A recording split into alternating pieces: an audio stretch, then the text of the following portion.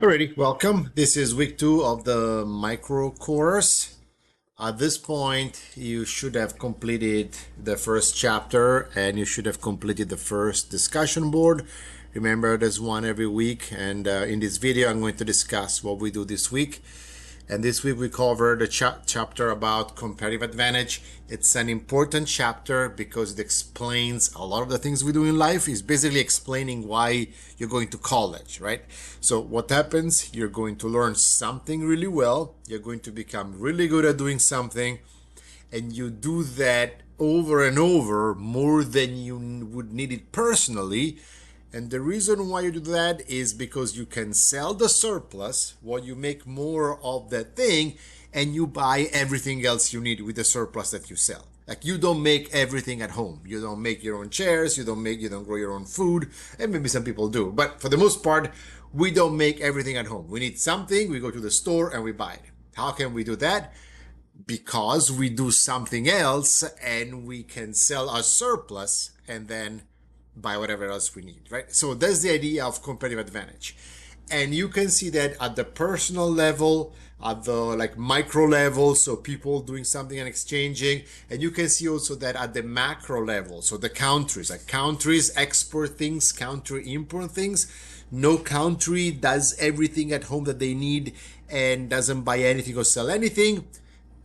All countries make more than what they need of some things, and they sell the surplus, and they make less of what they need of something else, and they import the surplus. Okay, so you can think of many examples in many parts of the world, but the US imports a lot of things made from China, a lot of, toys, whatever, things that are made in China, but China also buys from us other things that we make. And the reason is because of this idea of competitive advantage, meaning we specialize, we become better at what we are better at doing, and then we make more than we need and exchange a surplus. So this week, week 2, remember the way you do things, the way you set up is this one. You go to Blackboard. There is an announcement that I posted regarding Connect Links. I received an email at the beginning of the week that that there were some issues with the link, and I think now they have been solved. So now you should be able to click on each assignments and be able to complete it. Don't fall behind, because weeks will move fast. You're already on week 2 and this thing just started. So like every week, the way you do this, you go first to coursework, click on coursework, and you go to whatever week it is. This week is week 2. So you go here, you look at what we're going to do, and the way it's set up is you will have some videos and readings. The readings are for your own interest. I suggest you read them because they're interesting readings and they help you understand the topic. This one, it's important, kind of, if you're an economist. It's Adam Smith, the father of modern economics, how is called. But in 1776, he published the book, the Wealth of Nations. And so in this book, he discusses division of labor, why specialization is better, and there's a famous example that every economist know, and it's kind of one of the beginning of everything in a sense. And so that's why it's there. Then there are 2 videos on that help you understand the topic. And then there are the slides for the chapter. This is like what you need to do before. You read the chapter, you look at the slides, you watch the videos, you read and you think about the topic. And then you can start doing the assignments. For the assignments, you have the 2 folders. One is week 2 for, I'll show you, this is week 2 for Connect. You go here, you click on it, it should take you to Connect. You take the assignment, it's a take home, so you can have the chapter open and help with answer, and then you're done. Make sure you do all of them because each one is graded.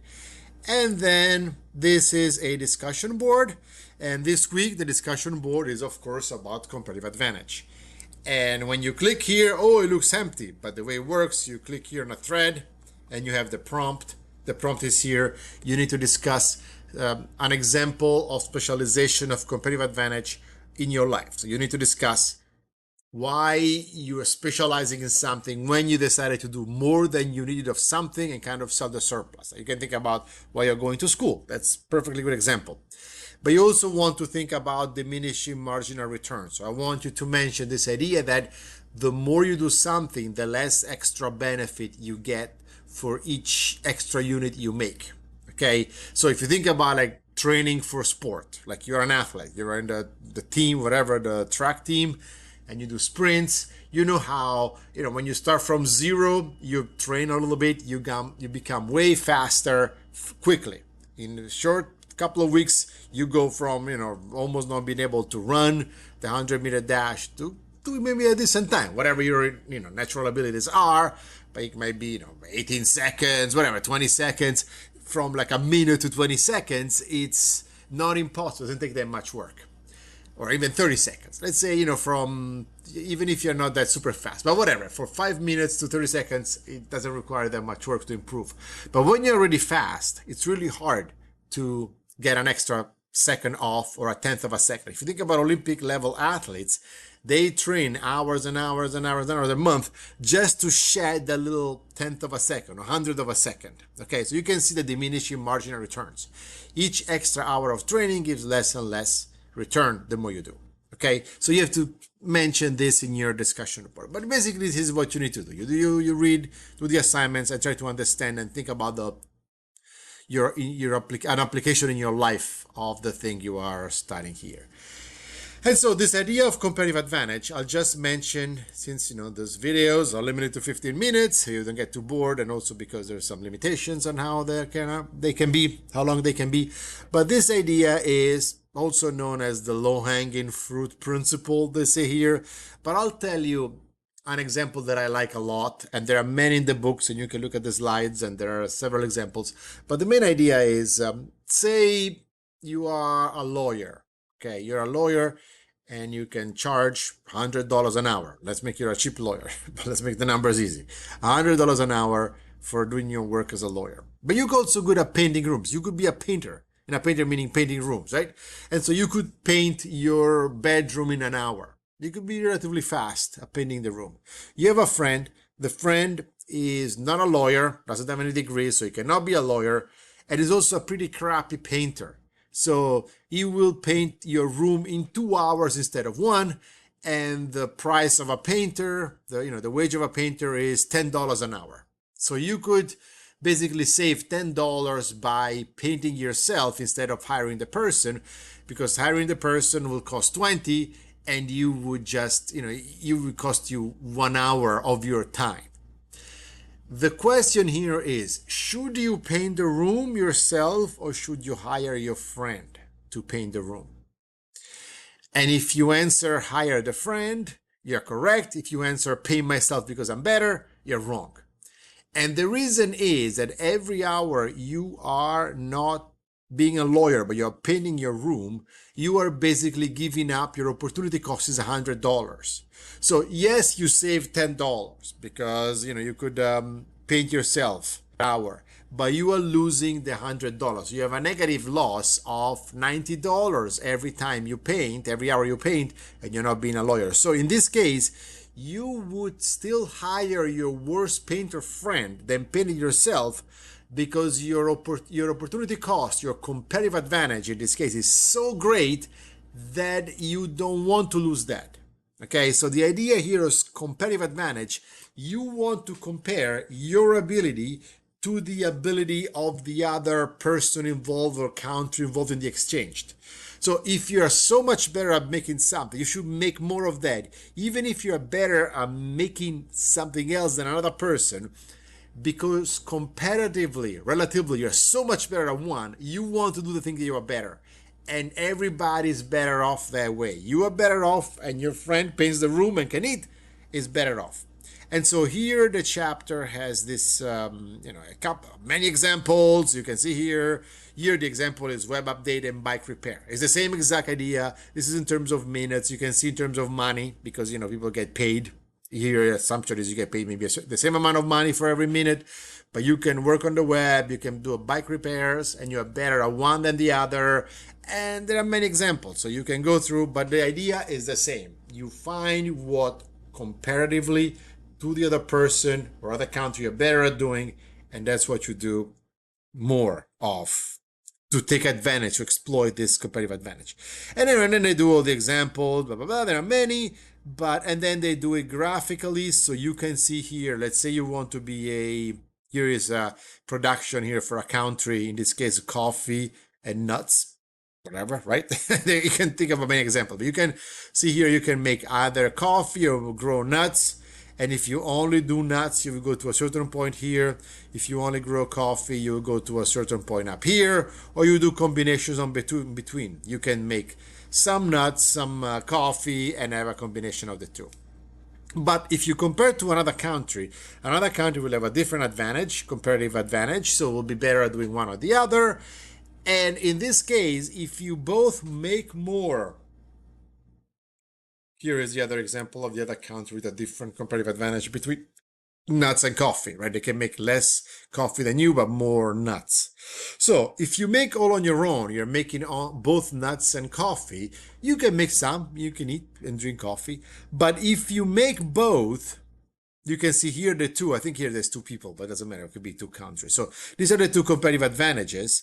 But if you both make what you're best off, so one makes only coffee, the other one makes only nuts, there'll be more production in the world, and you will end up on a situation like this where you can go beyond what is possible to produce. If you both make what you're best off and exchange the surplus, you will end up with more stuff for the world, which wasn't possible before. And the reason is you use your limited resources better, more effectively.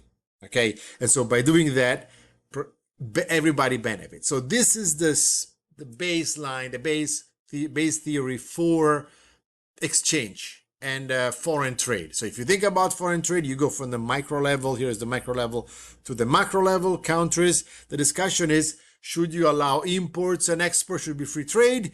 This is the base theory that says, yes, there should be free trade because free trade benefits everybody. Of course, real life is not that simple. There are many more aspects to it. And, and there is people that lose, people that gain from free trade. And when you take the macro course, you will look more at the macro aspect of it, how foreign trade benefits everybody in general. But, once you open up for trade, the people that are in your country are used to make, say you are the red one, and used to make some nuts and some coffee. Now you make only coffee. Of course, the nuts producer will be unhappy because now they cannot make nuts anymore. They lose their jobs. So there are all these short-term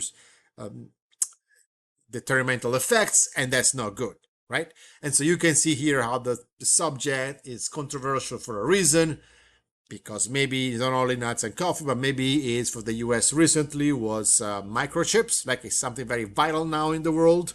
And so for production, especially because now everything runs on computers. So would it be advantageous from the national interest point of view to have other countries that might be enemies like China making microchips? Okay, maybe we should have some microchip production for national security reasons, because if something goes wrong between the two countries and they say, well, we won't give you any more microchips, then you don't have microchips, that kind of economy collapses. So you can see here how there are different aspects to it, but the main theory is not wrong. The main theory is we specialize, we make more of what we need, of what we are better at making, and we sell the surplus, and everybody does that. There's more stuff for everybody with the same resources, because of difference in abilities. Okay, so that's the idea of the chapter. You will enjoy it. It's very fun. Think about it in your terms. Post the discussion board. Discussion board is on purpose given many points because I want you to really pay attention and think about that in details. Okay, so now if you have any questions, email me. And now that's it for this week. And enjoy the week, and I'll see you next week. Goodbye.